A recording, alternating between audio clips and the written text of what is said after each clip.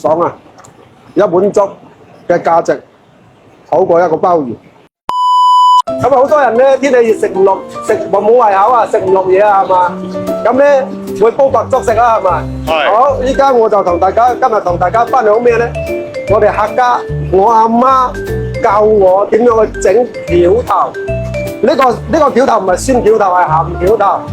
啊，咁我自細咧，我覺得鹹橋頭餸粥天氣熱一流。啊，咁緊橋頭啊，其實呢個橋頭係唔算靚嘅。如果係我哋鄉下嗰隻橋頭，就細細隻嘅嗰隻啊，嗰隻先靚嘅。呢度揾唔到，冇辦法，揾唔到咧，咁啊就緊呢隻橋頭。橋頭有講究㗎，緊橋頭一定要頭大尾細，千祈唔好緊嗰啲齊輯輯嘅嗰啲，知唔知啊？齊輯輯嗰啲橋頭啊，唔夠辣啊，唔夠橋頭嘅香味啊。由於佢有翻咁上下大隻。所以咧，你見到我哋未？每一隻都要篤一篤佢，篤一篤佢咧。第一，啱先你所講嘅好入味啲。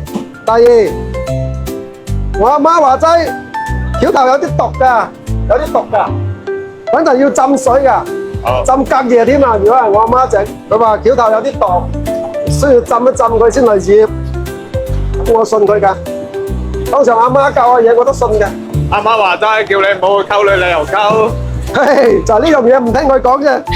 阿媽經常叫我啊，衰仔，天黑啊，唔好咁夜啊，唔好咁夜出去啊。我都信佢啊，所以我一落班我就翻屋企啊。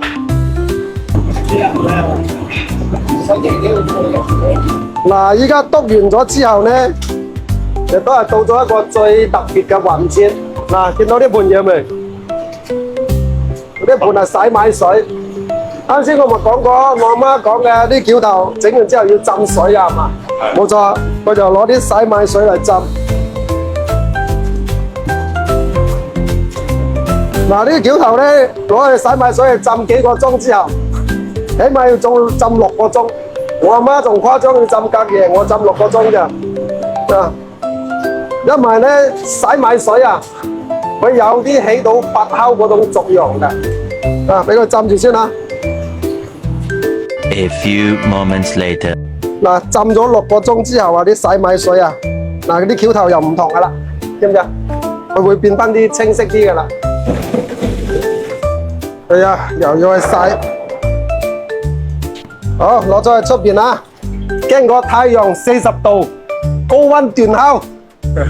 屌你啊！講到啲工藝咁閪鳩屎咁樣。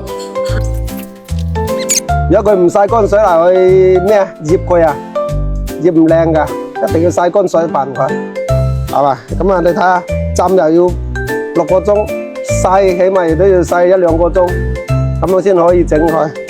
好，啊，曬好曬乾水。依家我哋最後一個步驟，先稱一稱佢先，連盤8斤半。點解要稱咧？因為等陣啊，俾鹽嘅時候啊，要按照嗰個斤兩嘅，2斤即係6斤半。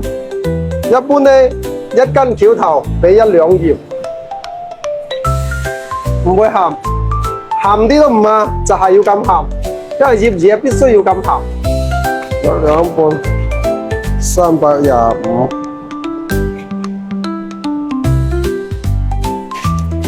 哦，嗱，呢度就6兩半鹽，6斤半，6兩半鹽。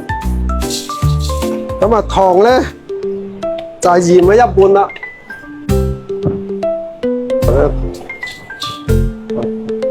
記得話鹽一定要粗鹽喎，有一種鹽啊，專門醃製嘅呢啲鹽，你要將呢啲鹽同埋啲橋頭拆到佢出水，咁樣先係醃得入味啲嘅。你冇咁鹹啊，醃唔到效果噶，會變質噶。好多人問我點解戴一副黑膠套嘅，其實我想依家又話俾大家知啊，我哋呢啲手套係食用級嘅，日式刺身都係用呢啲手套啊。好，出晒水啦。嗱，中意食辣嘅人可以加啲太椒粒落去，辣椒啊，有微微地辣咧就好食啲嘅。睇睇佢出晒水啦，最好攞個玻璃罌。如果冇玻璃罌咧，攞嗰個咩啊？嗰啲保鮮盒亦都好靚。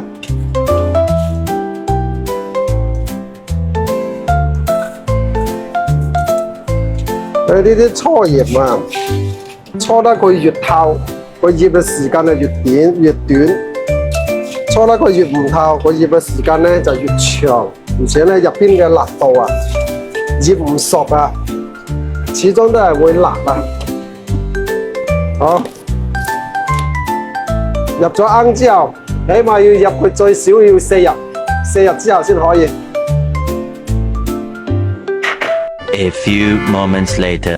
就係我為咗醃呢個要清出嚟，呢個大概係2日左右。咁我哋依家不滿白粥，我同阿彪哥有一碗啊，試下。真係。喂，行長，我想問一問啊，出邊嗰啲橋頭咧，人哋有啲咧又落咗豉油，又落咗嗰啲蒜頭落去，同呢啲有乜區別咧？唔一樣，我哋呢個就係純鹹啊嘛，鹹橋頭啊嘛。即係你正宗嘅客家嘅做法。係啊，我哋屋企人就係咁樣啦，冇咩高科技嘅嘢㗎。哦，但係呢啲食翻出好似鄉下童年嘅味道喎。唔係，佢呢啲一定要食到就屋企嗰啲咩，即係嗰啲橋頭嗰啲橋頭味啊。而家俾咗豉油啊，俾咗咩啊，嗰啲好甜，好多童精啊，有啲人俾童精啊添。不過我食仲有啲辣啊，即係未夠時間啊，我覺得。哦，揸少少啊，醃到好食，醃到4日就好食。